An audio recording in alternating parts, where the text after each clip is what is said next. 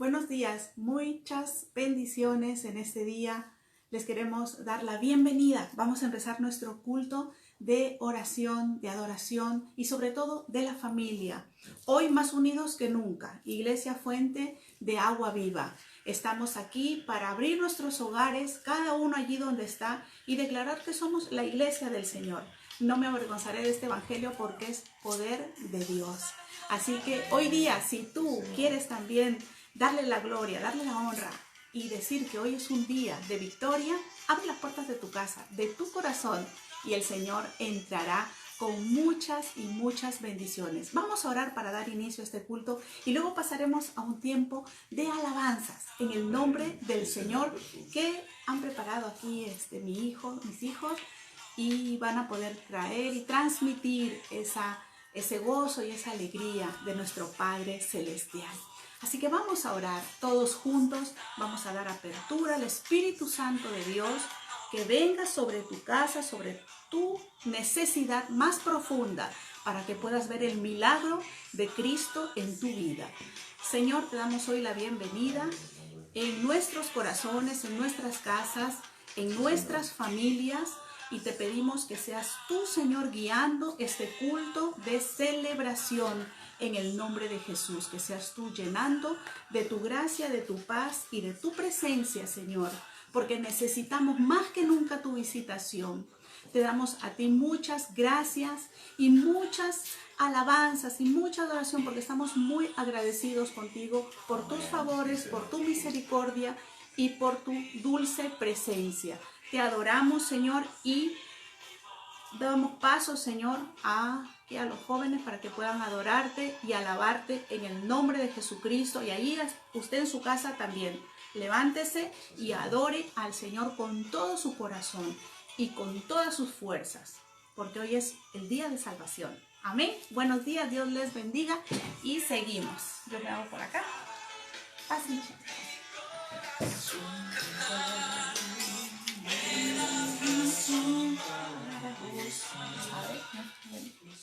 ¿Me tengo que sentar? Sí, siéntate y saludas y empiezas. Buenos días a todo el mundo.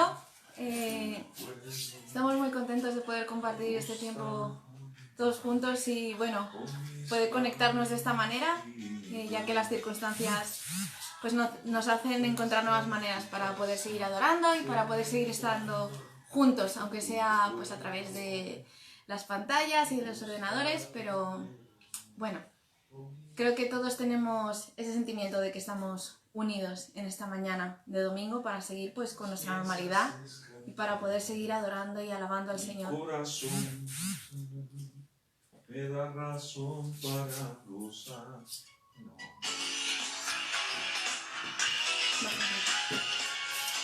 Vamos a aclarar que Él sigue aumentando sus maravillas y que si empezásemos a contarlas no terminaríamos. Nuestra esperanza está en Él y nuestra confianza está en Él. Oh Dios, tus maravillas, enumerarlas no puedo. Si lo anunciaré y hablaré de ellas, no hay tiempo para terminar. Has aumentado, oh Dios, tus maravillas y ya no puedo contarlas. Misericordia me das día tras día, no entiendo, en mi boca estará. Grandes son tus obras, poderío y majestad. Tuyo es todo imperio, toda gloria y potestad. Grande es tu dominio, el universo lleno está de tu poder. Grande eres. Son tus obras, poderío y majestad. Tuyo es todo imperio, toda gloria y potestad. Grande es tu dominio, el universo lleno está de tu poder. Grande eres tú. Señor, de gran manera, amado Dios, te has engrandecido, Señor. Has aumentado, oh Dios, tus maravillas, que enumerarlas no puedo. Si Si lo anunciaré y hablaré de ellas, no hay tiempo para terminar. Has aumentado, oh Dios, tus maravillas y ya no puedo contarlas. Si lo anunciaré y hablaré de ellas, tu canto en mi boca estará. Grandes son tus obras, poderío y majestad. Tuyo es todo imperio, toda gloria y potestad. Grande es tu dominio, el universo lleno está de tu poder. Grande eres, grandes son tus obras, poderío y majestad. Tuyo es todo imperio, toda gloria y potestad. Grande es tu dominio, el universo lleno está de tu poder. Grande eres tú, Dios en majestad. Tuyo es todo imperio, toda gloria y potestad. Grande es tu dominio, el universo lleno está de tu poder. Grande eres tú. Sí, Señor. Por eso bendecimos y te damos toda gloria y toda honra a ti. Vamos a seguir declarando que Él es bueno Oh, sí, en Jesús. cualquier circunstancia. Gracias, Señor. Bueno, porque para siempre tu misericordia es.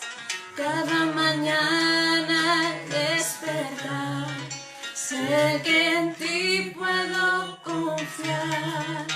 Me sostienes por tu gran fidelidad. Tú eres bueno, porque tu justicia eterna es. En ella yo me deleitaré, en tu verdad caminaré, por tu senda de justicia, guíame. Porque tú eres bueno, porque para siempre tu misericordia es. En ella yo me da al despertar, sé que en ti puedo confiar. Me sostienes por tu gran fidelidad.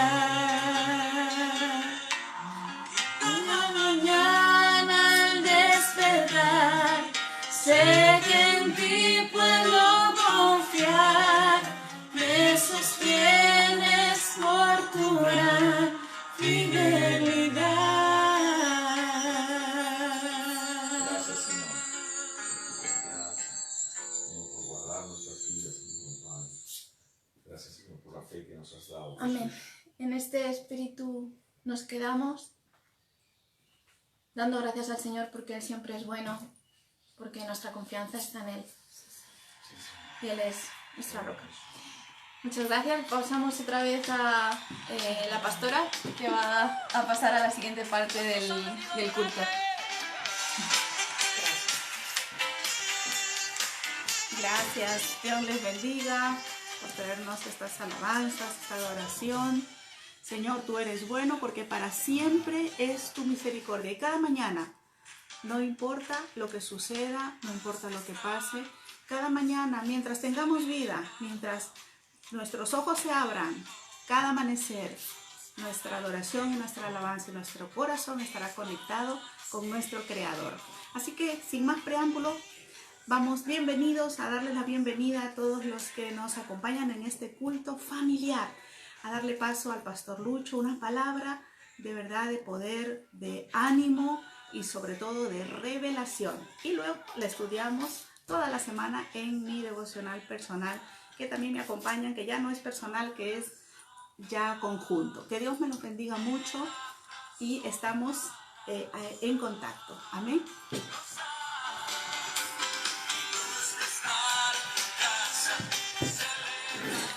Muy buenos días, ¿cómo están todos ustedes? Es un verdadero placer contar con su compañía, estar aquí en esta reunión magnífica. Cuántas ganas y cuánto anhelo hay de que pronto nos volvamos a ver, aunque sea guardando esas distancias de seguridad, pero que de todas maneras pronto podamos estar juntos realmente en armonía, en cariño y poder celebrar realmente ese tiempo magnífico del Señor. Por lo menos tenemos el premio de consuelo, y es que podemos adorar a Dios en la intimidad de nuestros hogares, y también, por supuesto, no solamente en la intimidad de nuestros hogares, sino también a través de este medio magnífico que es, en ese sentido, el Facebook Live, y que nos permite pues estas cosas y detalles, ¿no? Así que bienvenidos a todos los que realmente están con nosotros en este tiempo, ciertamente, de poder compartir. Y vamos a ver si nos podemos centrar un poquito más, aunque la cámara está desproporcionada. Y bueno, ahí creo que estamos un poquito mejor. Así que gracias por estar con nosotros en esta mañana y bienvenidos.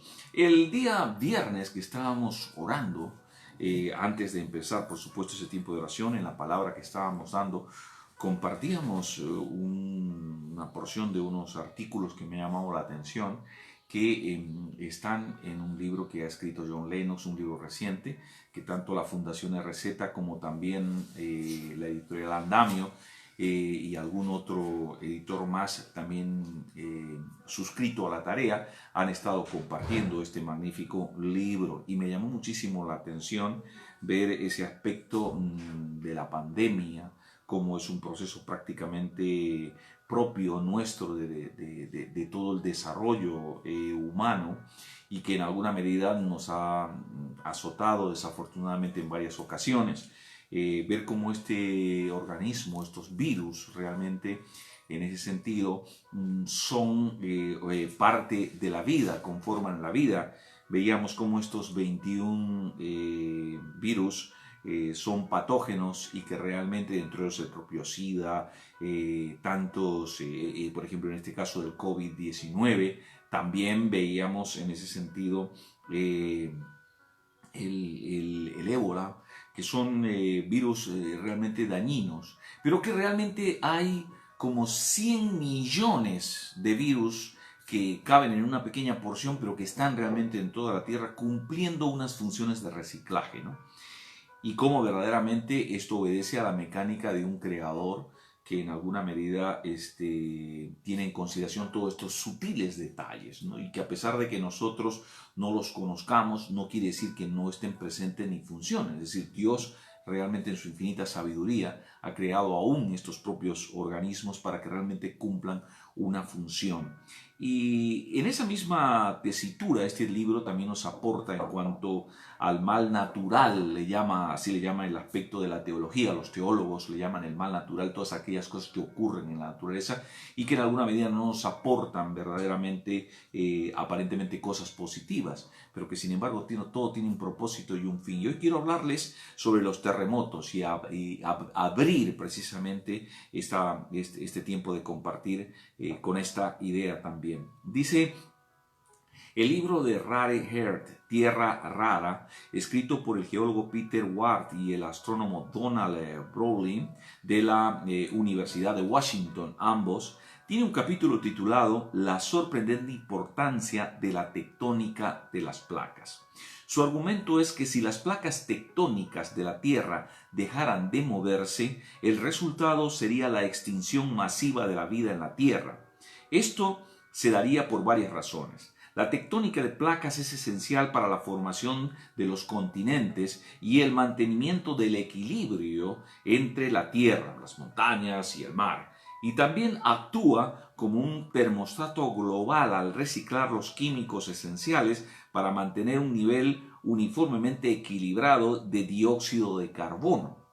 Además, Ward y Brolin argumentan que la tectónica de placas mantiene el campo magnético de la Tierra, el cual la protege de los rayos cósmicos que serían fatales para la vida. Su conclusión es esta: La tectónica de placas podría ser el requisito principal para que haya vida en un planeta y podría ser necesario para mantener el suministro de agua. De modo que parece que tanto los virus como los terremotos son esenciales para la vida. Si hay un Dios creador, entonces Él mismo creó estas cosas.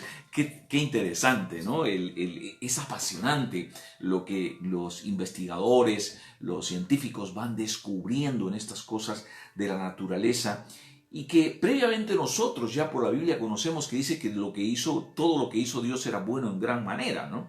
A pesar de que en algún sentido la presencia de la desobediencia, del pecado propiamente rompió, fracturó ese equilibrio adecuado, la naturaleza todavía sigue teniendo esa orden de Dios en su formación para preservar la vida. De tal manera que el hecho de que nosotros no sepamos detalladamente cómo funcionan esos mecanismos no significa de que realmente Dios no los haya creado y no los haya hecho con un fin y propósito que es realmente guardarnos a todos nosotros y guardar la vida en esa maravillosa cápsula llamada Tierra que el Señor lo organizó, lo preparó para que realmente nosotros pudiésemos estar. El problema el problema en ese sentido no es Dios, sino somos nosotros que no lo entendemos.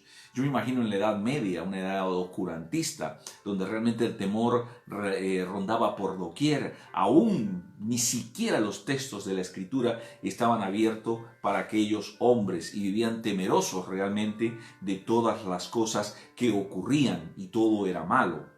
Sin lugar a duda había un temor que venía del desconocimiento. Dice, pero el perfecto amor echa fuera el temor.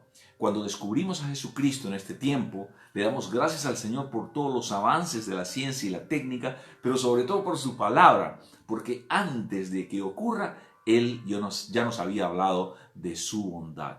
Vemos pues que de estas cosas que aparentemente resquebrajan o trastocan nuestro entender de Dios, que eso sería nuestra propia teología, muchas veces resulta fracturada y afectada porque es una teología incorrecta, de tal manera que comenzamos a preguntarnos cosas que deberíamos desde ya de respondernos por la palabra. ¿Por qué ocurre esto? Ocurre simplemente porque Dios lo diseñó y que a veces nosotros alteramos realmente ese orden y como por consecuente vamos a sufrir precisamente todo lo que deriva, las consecuencias que van a ocurrir de esos hechos. Por tanto, démosle gracias al Señor, porque todo lo que hizo realmente es bueno. Aún estos bichos pequeñitos que ni siquiera vemos, pero que realmente están y que son poquitos, pero que realmente nos afectan. Pero Dios, sin lugar a duda, si nosotros le entregamos el control, esto que realmente estamos viviendo también obrará para bien. Amén. Dice la propia Escritura en Romanos que realmente todas las cosas ayudan a bien a aquellos que realmente somos llamados según su propósito. Así que si nosotros estamos en el propósito de Dios, eso es lo importante. Si estamos en los caminos del Señor, si estamos cumpliendo su soberana voluntad, eso es lo importante, porque todo lo que ocurra, aun cuando aparentemente sea malo, Dios lo tornará para bien. Fíjese estas informaciones, este conocimiento que nos aporta Lennox en su trabajo, cómo nos cambian nuestra perspectiva, ¿no? Ya no nos hacen sentir indefensos en una especie de discurrir en el azar, a ver qué ocurrirá. No. Dios está en el control soberano de todas las cosas. Lamentamos todas las muertes que están ocurriendo en el mundo, pero en algún sentido también está mostrándose la voluntad soberana del Señor, su misericordia y amor, en que realmente somos pocos los que estamos realmente partiendo con Él, y que hay una tragedia si realmente esto no lo tienes resuelto, si no has resuelto el problema de tener a Jesucristo en tu corazón. Si has resuelto el problema de tener a Cristo en tu corazón, la muerte no es el final. Así que, por tanto, tenemos que seguir predicando. ¿Cuál es la gran tarea que le queda a la iglesia, a todos nosotros? Pues seguir predicando de Jesucristo, a diestra y a siniestra, que es el que cambia la perspectiva nuestra, nos permite un correcto enfoque de las cosas. Así, por tanto, nosotros podemos tener confianza, seguridad y fe, y podemos transmitirle a otras personas que están desesperanzadas, sin Cristo, sin Dios, de tal manera que puedan realmente ellos llenarse de fe, puedan realmente cobrar aliento en el Señor y realmente puedan enfocarse y seguir adelante en este camino de la vida, porque la vida no se acaba, todavía queda y mucha afortunadamente. Pues esta porción, este pensamiento quería compartir con ustedes y que me ha llamado mucho la atención, porque no solamente estamos hablando en este sentido que se trata de tener una serie de conjeturas en torno a estos temas de lo que está ocurriendo, sino también tener algunos argumentos, ¿no? Fíjense ustedes esas cuestiones interesantísimas de los virus, el tema de los terremotos, que todo obra en la soberanía de Dios y está puesto para nosotros, porque siempre lo vemos como malo, ¿no? Y realmente está puesto para ayudarnos y permitir que la vida continúe, y Dios es el que controla todas esas terribles fuerzas. Hemos pasado hace unos días la Semana Santa, una semana magnífica en que hemos podido realmente compartir una serie de ideas, de acontecimientos, de sucesos, de enseñanzas que nos ha dejado esta Semana Santa. Hemos estado viendo casi de manera cronológica, tanto yo como la pastora se ha ido desarrollando esta idea a lo largo de estos días, y es los hechos que ocurrieron día por día, que en alguna medida nos permitían identificar también todas esas cosas que Jesús fue desarrollando, porque todo obraba en un sentido, todo estaba tan marcado como que la propia hora de las cosas que tenían que ocurrir, Él sabía cuándo era y cuándo no era, porque en ocasiones anteriores a que se cumplieran todos los hechos y venir la hora, Él dijo, todavía no es la hora, recuerden. Entonces todo estaba debidamente planificado. Por tanto, queda para enseñanza precisamente que esa enseñanza nos ayuda. Yo quiero ahora, después de haber pasado esta semana dramática, llena realmente de sensibilidades, de tristezas, de alegrías también, porque es una especie de cuestión agridulce, dulce por un lado, pero agria por otro, ¿no? Al ver realmente todo el sufrimiento que Jesús que había pasado, pero que realmente era necesario para que nosotros podamos entender precisamente estos temas, lo que estamos hablando, cómo encuadrar el problema del dolor en la vida. Porque nosotros somos una sociedad que en la actualidad lo único que piensa es en el placer. ¿De qué manera puedo disfrutar mejor el placer? Y nos olvidamos totalmente de dolor. ¡Ay, yo no quiero que me duele absolutamente nada! Y vivimos una realidad totalmente equivocada.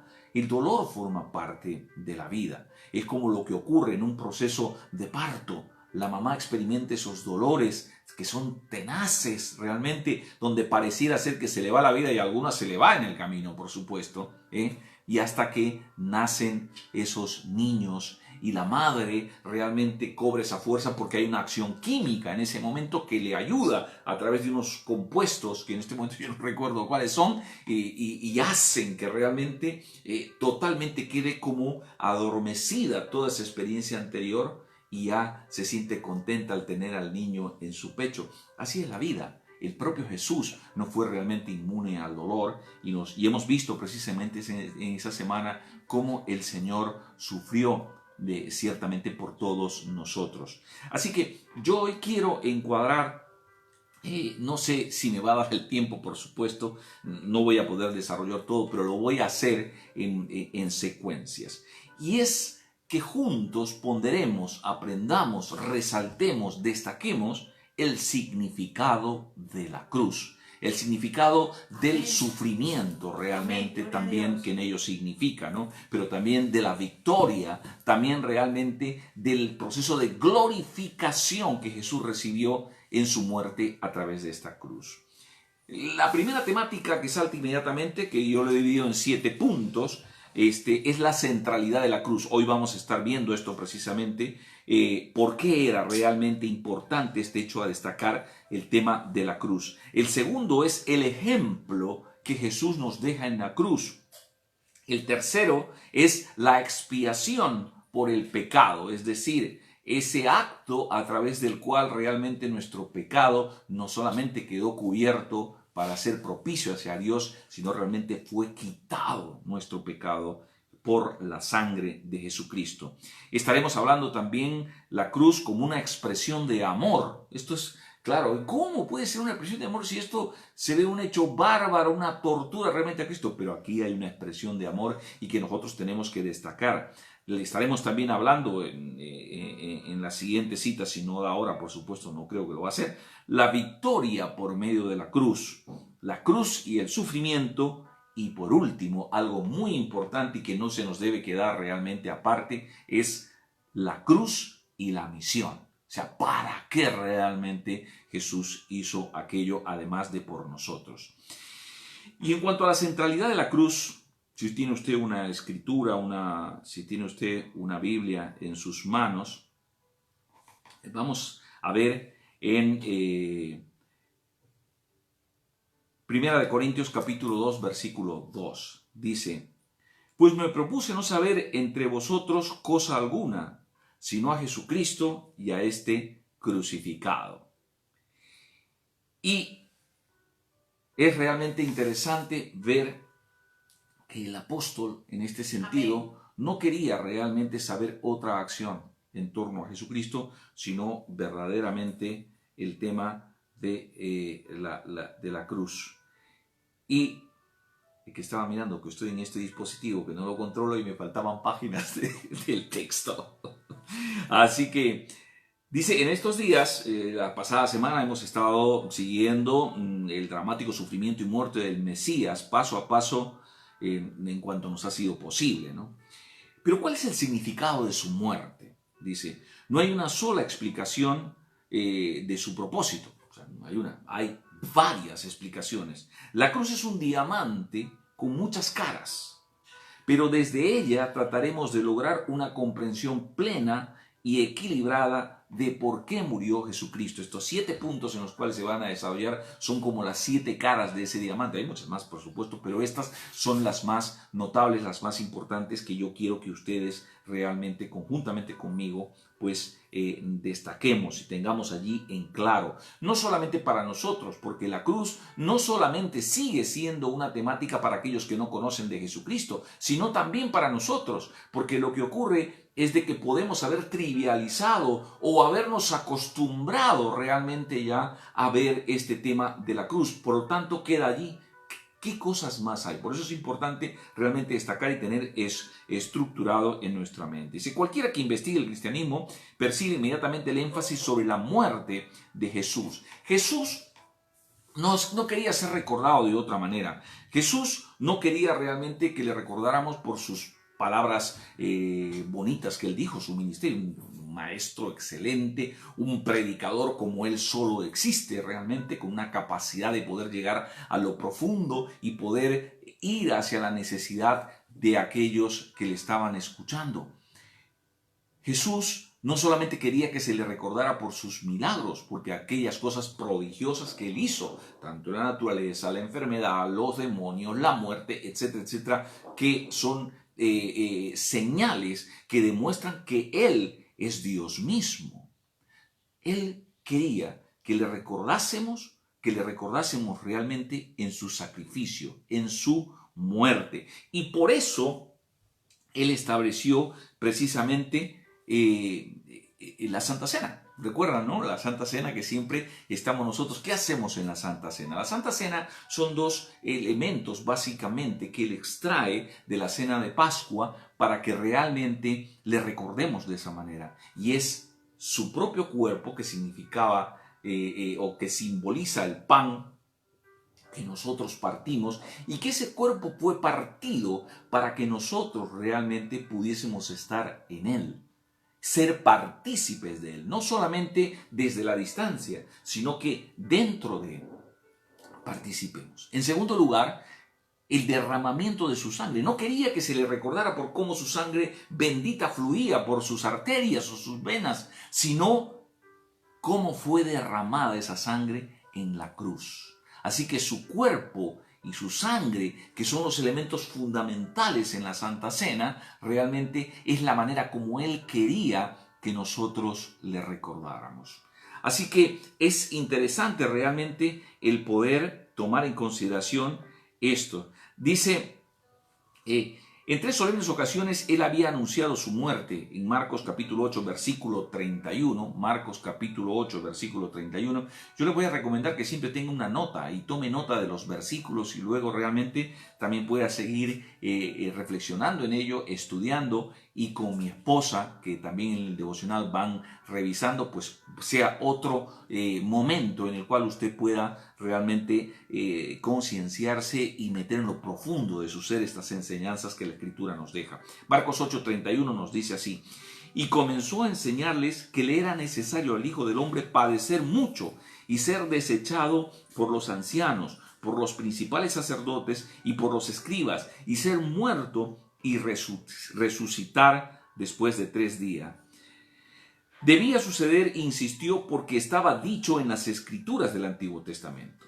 Jesús también se refería a su muerte como su hora. La hora ha llegado, dijo en un determinado momento en la Escritura. Ahora es la hora. Ahora todavía no es mi hora, dijo el Señor Jesús. Así que es muy importante destacar estos 2 hechos, ¿no? El énfasis de cómo quería que le recordemos y el énfasis de que realmente todo estaba conforme a la Escritura. Recuerde que hay 37 profecías que hemos estado comentando en alguna medida que se cumplen en el ministerio de Jesús. 20 de ellos tendrán en estos últimos días, entre el domingo y el domingo, en su cumplimiento.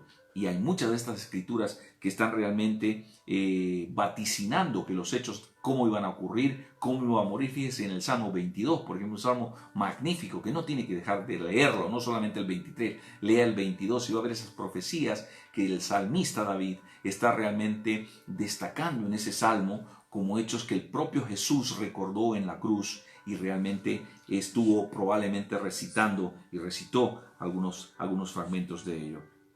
Dice, Jesús hizo una previsión deliberada cómo quería que lo recordáramos, incluyendo que tomáramos y rompiéramos el pan, que tomáramos y vertiéramos y bebiéramos la cruz en memoria de él. La muerte hablaba de 2 elementos, estos 2 elementos, ¿no?, que tienen que ver con el cuerpo y la sangre. El énfasis no podía ser más evidente. ¿Cómo deseaba ser recordado? No por sus ejemplos o sus enseñanzas, no por su palabra o su obra, ni siquiera por su cuerpo vivo o el fluir de su sangre, sino por su cuerpo entregado y su sangre derramada por nosotros. En tercer lugar, o en el punto importante aquí también que quiero destacar, es la iglesia ha estado precisamente en el punto acertado, correcto, de elegir la cruz como el símbolo para representar nuestra fe. En el contexto greco-romano, la cruz significaba algo de oprobio, algo vergonzoso. Decían algunos de sus historiadores, ni se mencione entre vosotros tal hecho de vergüenza. ¡Qué curioso! Es contradictorio. Lo que en ese contexto grecorromano significaba realmente oprobio y vergüenza, para los cristianos significó el triunfo, como lo significó para el propio Jesucristo.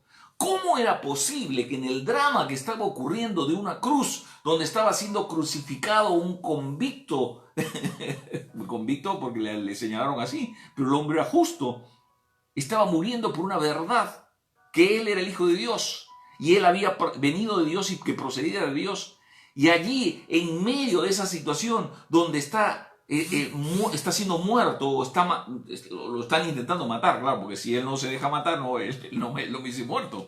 Pero en esa realidad, donde esa persona, Jesucristo, está realmente allí en la cruz, curiosamente, significa el triunfo. Curiosamente, significa de que el juicio se ha consumado. Significa que él ha expuesto públicamente ante todos los poderes existentes en lo sobrenatural y en lo natural, declarando su victoria. Esto es un hecho contradictorio. Todo el mundo veía y decía, pero si se lo están matando, ¿cómo es que ha triunfado? Entonces esto es muy importante realmente ponderar. Para la iglesia significó la cruz realmente el símbolo que en alguna medida representaba y encarnaba el sacrificio que Jesucristo hizo por nosotros. Miren, podría haberse considerado el hecho, por ejemplo, de ser el símbolo del pesebre, ¿no? En vez de la cruz, el pesebre. El pesebre nos estaba hablando, por ejemplo, de la idea de la encarnación. Es decir, Dios que se hizo carne y fue puesto en ese lugar humilde. Podía significar, podía ser una buena alternativa, pero no eligió eso la iglesia. Podía, por ejemplo, el taller del carpintero haber significado en ese sentido un hecho reivindicativo a las tareas tan nobles desde la perspectiva manual de los oficios, porque él también era carpintero. Pero no eligieron esa figura. Realmente es que estaba intentando recordar, no me acuerdo tampoco del pintor, y aparece en la imagen pintada, es un cuadro famosísimo, en la imagen pintada, luego se lo voy a facilitar, en la cual aparece el taller y el carpintero, el padre José que está con las herramientas, y está Jesús. Y Jesús está mirando cómo su padre trabaja, pero la sombra que proyecta de aquello que están trabajando no es realmente lo que se ve en el banco, sino es una cruz. Jesús en la cruz. Qué bonito realmente estaba recordando, bueno, al respecto de esto. Y luego también podríamos haber considerado la toalla, recuerda, ¿no? La toalla que cogió y lavó los pies de los discípulos, el paño que le pusieron en la cara y que realmente mostraba también en ese sentido su propio rostro. Pero no lo eligieron, porque eso perfectamente podría haber servido, digamos, como un elemento de identificación del servicio. Yo he venido a servir y no a ser servidos, les dijo a sus discípulos. Y Pedro le dijo, no, tú no me vas a lavar los pies. Y le dijo, si tú no dejas que yo te lave los pies, tú no tienes parte conmigo. La toalla pudo haber significado el servicio, pero no. No se eligieron ni el pesebre, ni el banco del carpintero, expresando la dignidad del trabajo manual, o la toalla que simbolizaba el servicio humilde para con otros, para otros. Se eligió la cruz. Dice, en la cultura grecorromana la cruz era un instrumento de vergüenza y el cristianismo levantó un poderoso referente al comprender que la glorificación de Jesús tenía que ver con la cruz. Y evidentemente eso fue lo que destacó. Este sería el primer punto que nosotros podíamos entender como la centralidad de la cruz. Avanzando sobre esas diferentes aristas, más que aristas, esas diferentes caras de este diamante, de lo que significa realmente la cruz, podríamos hablar de la cruz como ejemplo, el ejemplo de Jesús en la cruz. En 1 de Pedro capítulo 2 versículo 21 nos dice, pues para esto fuisteis llamados, porque también Cristo padeció por nosotros, dejándonos ejemplo para que sigamos sus pisadas o sigáis sus pisadas. En 1 de Pedro capítulo 2 verso 21 está esta escritura. Es curioso, ¿no? Es el mismo que estando allí en Cesarea de Filipos, le dijo al Señor Jesús, después de haberle dicho que era el Hijo de Dios, el que venía del Señor, el Mesías, y le dijo que no te lo reveló carne ni sangre, y le dijo Jesucristo, acto seguido, él cuando comenzó a hablar en ese momento, porque a partir de ese momento él comenzó a hablar de su muerte, le reconvino y le dijo, pero Jesús, ¿cómo vas a hacer eso? ¿Vas a procurar ese mal para ti? No lo hagas así, le dijo. Y el Señor le dijo, apártate de mí, Satanás. En ese momento en el que todavía no entendía esta necesidad, Pedro le dijo eso. Pero el mismo, 30 años después, el mismo autor le dice totalmente lo contrario porque realmente comprendió el tremendo significado de la cruz. Pues para esto fuisteis llamados, porque también Cristo padeció por nosotros, dejándonos ejemplo para que siguiésemos sus pisadas. Miren, necesitamos un poco conocer el trasfondo histórico que está viviendo Pedro cuando escribe esta carta. Dice, el cristianismo todavía era una religión ilegal en el imperio.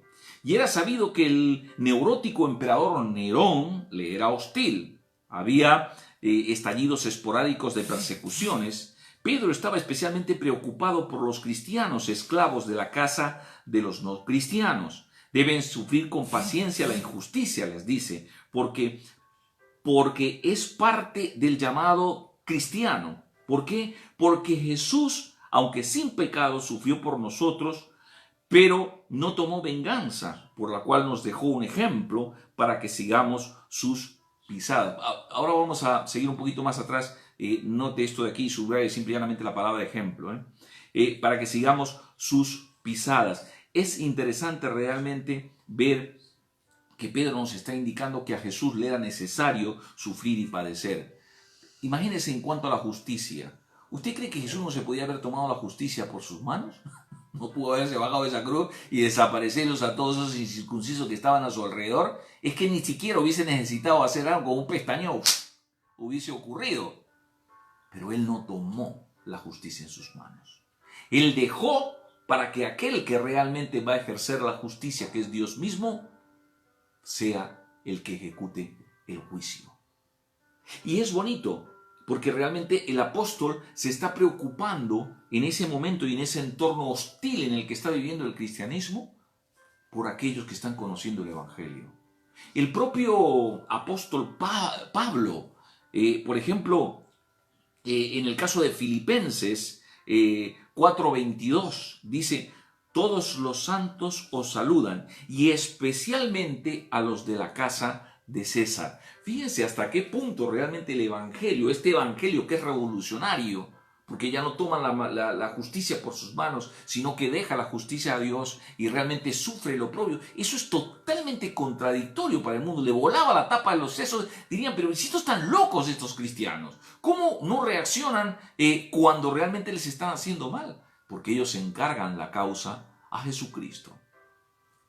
Y dice MacArthur: un número considerable de personas que no se limitaba a la familia de César incluían, dice, asistentes personales, príncipes, jueces, cocineros, siervos, encargados de probar la comida, músicos, custodios, albañiles, encargados de los establos, soldados, contadores y más.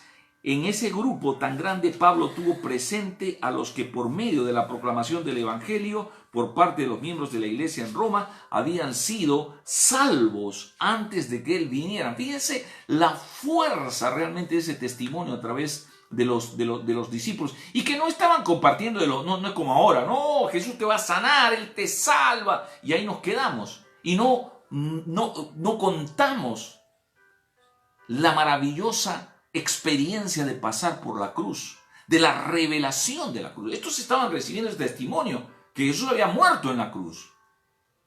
Y esto es interesante realmente. Dice Pablo mismo, incluidos los soldados que estuvieron encadenados a él mientras estuvo prisionero.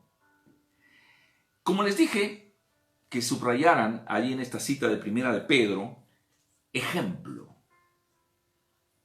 Dice: la única vez que la palabra en el Nuevo Testamento, ejemplo, es subrayada, es esta.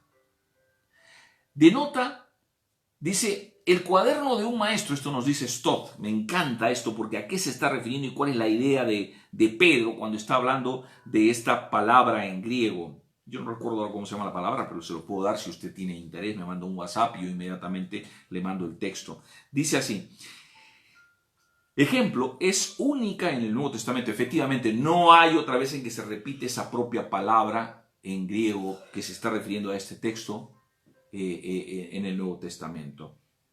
Dice: denota el cuaderno de un maestro en el que los niños trazan letras mientras aprenden a escribir. Pedro está urgiéndonos a copiar el ejemplo de Jesús y a seguir en sus pisadas. Esta es una exhortación conmovedora de la pluma de Pedro, ya que él había alardeado de seguir a Jesús a la cárcel. ¿Se acuerdan, no? No, yo voy a entregar mi vida por ti. Totalmente falso, porque realmente él se dio cuenta de que aún en sus buenos deseos y voluntades aquello no podía cumplirlo, y lo mostró y lloró amargamente. Esta es una exhortación conmovedora de la pluma de Pedro, ya que él había alardeado de que seguiría a Jesús a la cárcel y a la muerte, cuando en realidad, al llegar la hora, le siguió solamente a la distancia, nos dice esto. Cuando fue nuevamente comisionado por Jesús, Pedro decidió seguir el camino de la cruz y soportar con paciencia el sufrimiento injusto. Primera de Pedro, capítulo 2, verso 23, dice así la Escritura: quien cuando le maldecían no respondía con maldición. Cuando padecía no amenazaba, sino encomendaba la causa al que juzga justamente. El amor y la justicia no son incompatibles. Se complementan el uno con el otro, como podemos ver en el ejemplo de Jesús. ¿Estamos viviendo así nosotros? ¿Estamos siendo en ese sentido impulsados a sufrir más bien el agravio a causa de que el otro se convierta a Jesús o a causa de que el otro rectifique su camino a Jesús, o estamos reclamando nuestros propios derechos sin recordar también nuestro deber, ¿no? Nuestro deber es seguir el ejemplo de Jesús. Este también es el propósito de la cruz. La centralidad de la cruz, el ejemplo de la cruz, son ideas que nosotros tenemos que tener grabada en nuestra memoria. Y nos queda algún tiempecito y yo quiero realmente terminar compartiendo el tercer punto, que sería la expiación por el pecado. La cruz como la expiación por el pecado. Primera de Pedro capítulo 3 verso 18 dice: porque también Cristo padeció una sola vez por los pecados, el justo por los injustos, para llevarnos a Dios, siendo la verdad muerto en la carne, pero vivificado en el Espíritu. Este es uno de los extraordinarios versículos del Nuevo Testamento acerca de la cruz. Nos dice la razón principal por la cual Cristo murió por todos nosotros. Hemos visto que murió como mártir para su propia grandeza y como ejemplo de cómo soportar con paciencia el sufrimiento. Nótese que todo esto son ejemplos para nosotros mismos. Yo creo que necesitamos ayuda de parte de Dios, de parte de su Espíritu, para ayudarnos a vivir esta realidad. Pero ¿sabe qué? Esa es la fuerza del cristianismo. Si no, no seremos un cristianismo capaz de poder trastornar nuestro entorno. Seremos simple y llanamente una serie de conjuntos religiosos, de conceptos, de teología, pero que no sirven para nada. Dice, hemos visto que murió como mártir para su propia grandeza y como ejemplo de cómo soportar con paciencia el sufrimiento. Ahora debemos sumergirnos más hondo en el significado y el propósito de la cruz. En primer lugar, Cristo murió para acercarnos a Dios. Esa es la primera cuestión, profundizando ya en para qué realmente, cuál es el propósito de la cruz. El primero de ellos es para acercarnos a Dios. Isaías capítulo 59, verso 2, dice la Escritura: pero vuestras iniquidades han hecho división entre vosotros y vuestro Dios, y vuestros pecados han hecho ocultar de vosotros su rostro para no oír. Pues en Cristo Jesús, que murió, realmente hay ese elemento magnífico de reconciliación con Dios. Así que es importante realmente entender este magnífico. Sin eso no sería posible, ¿eh? Ni sería posible que nosotros nos acercáramos a Dios, ni Dios tampoco que se acercara a nosotros. Estaríamos muertos en nuestros delitos y pecados. Primero, Cristo murió para acercarnos a Dios. Segundo, Cristo murió por los pecados, el justo por los injustos. O sea, Cristo no murió por los justos, murió por lo que estábamos en pecado, por todos aquellos que nos sentimos. Y sabe que para que realmente ocurra en su vida ese sentimiento a veces de pecado que le separa de Dios, el Espíritu lo tiene que revelar, porque en la dureza de nuestro corazón no somos capaces de poder entender. Somos animales diabólicos prácticamente. No pensamos en ese sentido al respecto de Dios. Dice en Romanos capítulo 6, versículo 23, porque la paga del pecado es muerte, mas la dádiva de Dios es vida eterna en Cristo Jesús, Señor nuestro. Cristo murió por los pecados. Esa es la otra gran importancia de la cruz. Y la tercera, Cristo murió una vez y para siempre. Hebreos capítulo 7, versículo 27 nos dice que no tiene necesidad cada día, como aquellos sumos sacerdotes, de ofrecer primero sacrificio por sus propios pecados y luego por los del pueblo. Está refiriéndose al tabernáculo y a los sacerdotes en el orden arónico. Porque esto lo hizo una vez para siempre, ofreciéndose a sí mismo. El adverbio hapax, en este caso, ese está en hebreo, una vez, no significa que hubo una vez desde el principio o en el principio, sino que es una vez y para siempre. Solamente Jesús murió para nosotros y que podamos realmente en ese sentido reconciliarnos. Entonces, primero, Cristo murió por nuestros pecados. Segundo, Cristo murió por los pecados, el justo por los injustos. Y en tercer lugar, Cristo murió una vez y para siempre.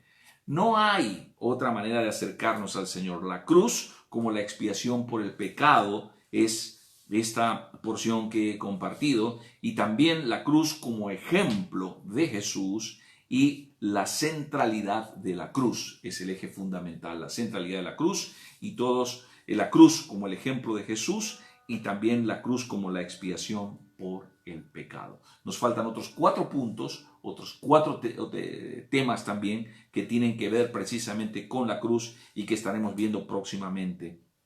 Y es una expresión de amor, la victoria por medio de la cruz y el sufrimiento, la cruz y la misión. Querido hermano, todo esto es bonito. Yo te puedo mandar inclusive los bosquejos, te puedo mandar los textos y tú realmente pues puedes leer todo esto. Pero si esto no pasa por el filtro de tu corazón, si no abres para que realmente Dios te sensibilice y el Espíritu te revele, es imposible que puedas vivir esta realidad. Por eso hoy quiera que realmente el Señor, por medio de su Espíritu, te revele lo fundamental de la cruz. Tengas un encuentro con la cruz de Jesús para realmente ver lo que Él ha hecho por ti. Es como esto que empezamos compartiendo sobre el terremoto, sobre el tema del virus, y el desconocer a veces nos hace pensar de una manera incorrecta, ¿no? Esto es igual. El desconocer realmente y el no tener esa experiencia revelada, más que ese conocimiento, porque el conocimiento es bueno, pero la revelación es superior. Eso es lo que te permite precisamente vivir, y eso solamente viene de Dios. Por tanto, tienes que orar, rogar, tenemos que orar y rogar para que realmente Dios nos dé una experiencia con Él y podamos, por medio de la revelación que nos viene del Espíritu, realmente vivir. Eso es lo que define, eso es lo que hace que esa vida que ha sido ya engarzada en lo profundo de tu ser pueda ser un puente de conexión para que otros realmente puedan ser retados a tener esa experiencia con Jesucristo. Así que voy a orar para que realmente tengamos este tiempo de recibir al Señor en nuestros corazones. Aquellos que no conocen, la cruz es fundamental para eso, y aquellos que ya le conocen, realmente que en el nombre de Jesucristo puedan realmente tener esa experiencia también con la cruz. Padre, te damos gracias, Señor, por todo lo que has hecho. Querido Jesús, gracias por esa obra magnífica que hiciste, Señor, un día allí en el Calvario, donde entregaste tu vida, Señor, y no quisiste que ninguno de los elementos destacables quedaran, Señor, realmente perdidos en el tiempo y en el olvido, sino que lo destacaste. No solamente tú, sino que el Espíritu, Señor, por medio de los discípulos, registraron cada detalle para que se convirtieran realmente, Señor, en ayudas, en elementos para llevarnos a la revelación del Espíritu, Señor, y poder por ello ponderar, comprender el valor de tu cruz. Te pedimos, Espíritu Santo, que ahora toques el corazón y la vida de cada uno de los que están aquí mirando, Señor, en este momento, que están participando a través de este tiempo en el Facebook Live. Y, Señor, puedan recibir en el nombre de Jesucristo la experiencia de la cruz, puedan recibir la revelación de la cruz, Señor, y poder comprender la magnitud de esta magnífica obra. Señor, donde fuiste glorificado, donde fuiste levantado para traernos a todos, a ti mismo, Señor, dijiste así en tu propia palabra. Por ello, Señor, te damos gracias por lo que tú hiciste, Señor, en aquella cruz. Y permite, Espíritu de Dios, que nosotros podamos realmente tener esa revelación, Señor, para que realmente nuestra vida sea, Señor, una vida en la centralidad de la cruz, para que realmente, Señor, sea un ejemplo esta acción de la centralidad de la cruz en nuestras vidas y podamos realmente caminar sobre las pisadas del Maestro, para que realmente en el nombre de Jesucristo, Señor, puedan nuestros propios pecados ser limpiados, nuestra propia vida ser salvada, Señor, en el nombre de Jesucristo, por medio de esta obra magnífica de la cruz. Y para que estas cosas sean así, Señor, te damos gracias. Y te pido en el nombre de Jesús, Señor, que bendigas la vida de mis hermanos, Que bendigas esta semana, Señor, que bendigas sus vidas, sus casas. Declaramos protección en el nombre de Jesucristo, Señor, sobre ellos. Padre, reprendemos toda enfermedad, toda fiebre, todo virus, toda bacteria en el nombre de Jesucristo, Señor. Declaramos apertura de provisión económica, Señor, para aquellos que tienen necesidad, amado Padre, en el nombre de Jesucristo. Y los bendecimos, amado Padre. Padre, te damos gracias, los bendecimos en el nombre del Padre, del Hijo y del Espíritu Santo, Señor. Amén. Amén. Muchas gracias, queridos hermanos. Ahora les voy a dejar con mi esposa para hacer este cierre ya de este tiempo. Gracias por este tiempecito que nos ha estado acompañando. Para mí siempre es un placer. Quien les habla, el Pastor Lucho, una alegría haber estado con todos ustedes. Que el Señor les bendiga.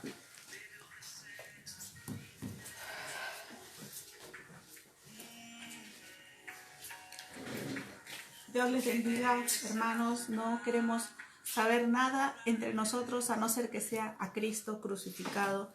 Y esa es nuestra misión y nuestra entrega. Y es nuestro llamado, predicar a ese Cristo de amor, a ese Cristo de salvación, a ese Cristo de sanidad, a ese Cristo de resurrección, e irlo desglosando para que usted cada vez lo asimile y le alimente cada vez más.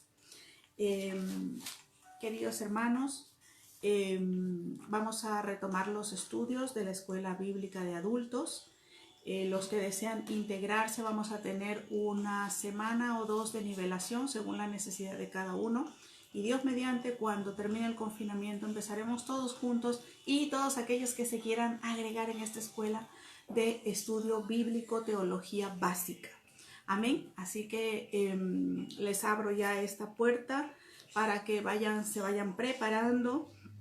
Vamos a organizar también alguna plataforma donde podamos darla a todos online y, si es posible, a la vez.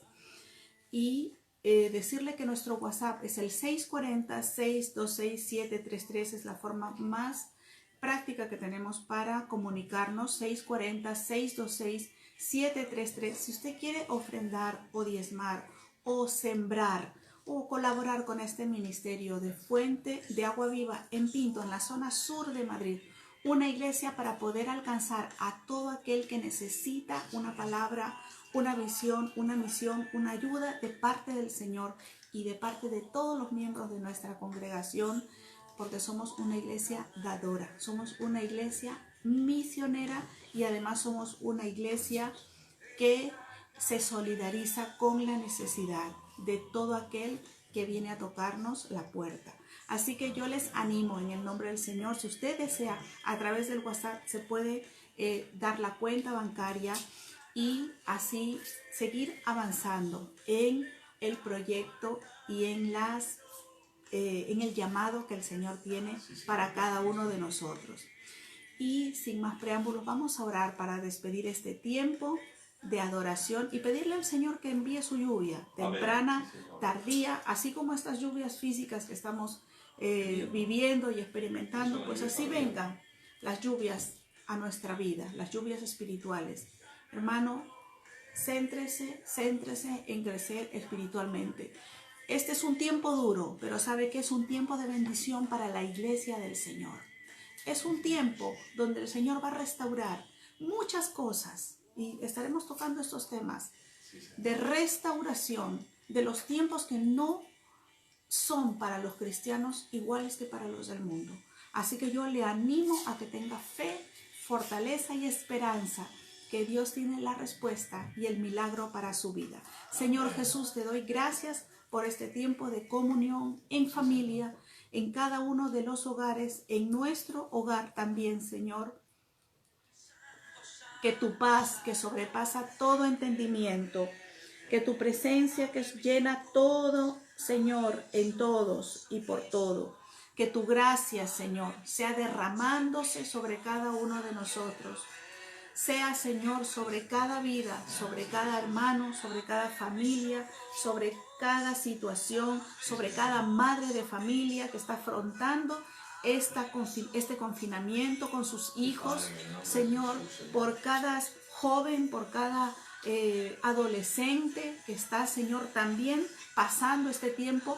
A cada uno de ellos decirles que estamos juntos, estamos unidos, estamos fortalecidos, porque hay un poder superior y es el poder de la cruz de nuestro Señor Jesús, que hoy se derrama sobre cada corazón, y es el poder del Espíritu Santo que hoy viene a investirnos y a empoderarnos para un tiempo difícil, para salir, Señor, victoriosos de este momento difícil, pero a su vez de momento de bendición también para nuestra vida, y lo recibimos como un tiempo de bendición profético, Señor, para tu iglesia. Mientras todo se puede estar derrumbando, Señor, tu casa será levantada como casa de oración, que fue tu anhelo y tu deseo, y para lo cual tú la instauraste, Señor. Así que te damos gracias en el nombre de Jesús, porque tú eres nuestro Dios fuerte y valiente. Amén. Que Dios los bendiga. Y termine con esta alabanza del Señor. Amén. Bendiciones.